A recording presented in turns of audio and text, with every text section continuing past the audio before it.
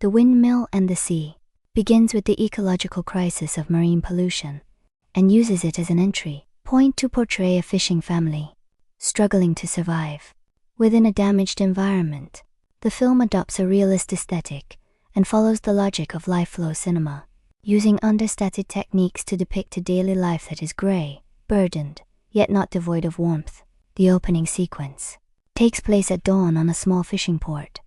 Through natural lighting, documentary-style framing, and restrained camera movement, the film constructs an image system that intertwines labor, ecology, and family relations. 1. Color and light. The scene opens with natural backlight from the rising sun, producing an almost silhouette-like effect. Backlighting sharpens the outline of each gesture, the fishermen clearing their nets and pulling out, bathing the sequence in a soft, plastic debris, giving their actions a documentary clarity while diffused glow. The visual design aims for simplicity, no stylized color grading, no artificial lighting, only the quiet force of observational realism. The palette is dominated by cool, gray blues and desaturated tones that mirror the genuine look of a dawn shoreline.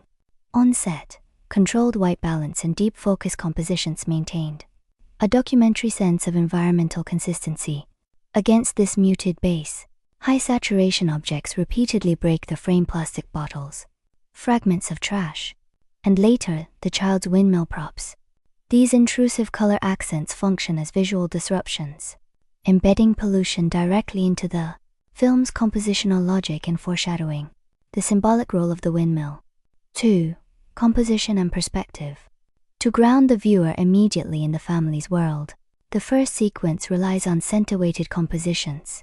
The father and child are each placed along the central axis, filmed primarily in medium and close shots.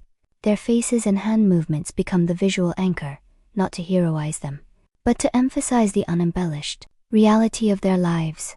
When the frame shifts to show both parents, the camera adopts a loose axial symmetry, the father on one side, the mother on the other, their gestures forming a balanced exchange as they pass plastic waste between them.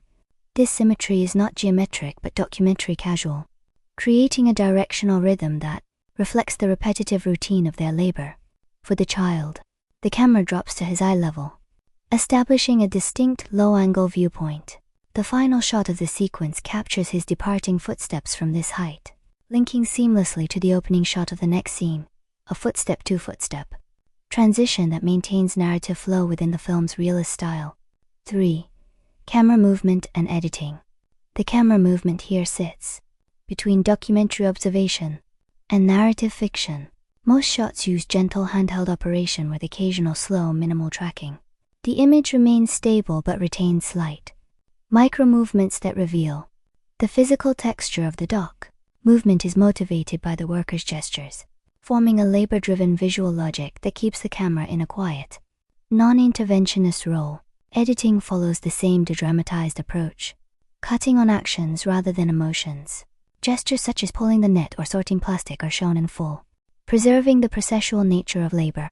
There are no fast cuts, jump cuts, or montage effects. Instead, the film allows viewers to enter this family's routine from a position of unobtrusive observation. By relying on plain, even pacing, the film lets the reality of their hardship articulate itself. What seems like a tranquil morning is actually a tightly orchestrated interplay of aesthetics and technique. Nature and pollution, survival and creation, reality and metaphor collide within a single frame, forming the central visual proposition of the film's opening movement.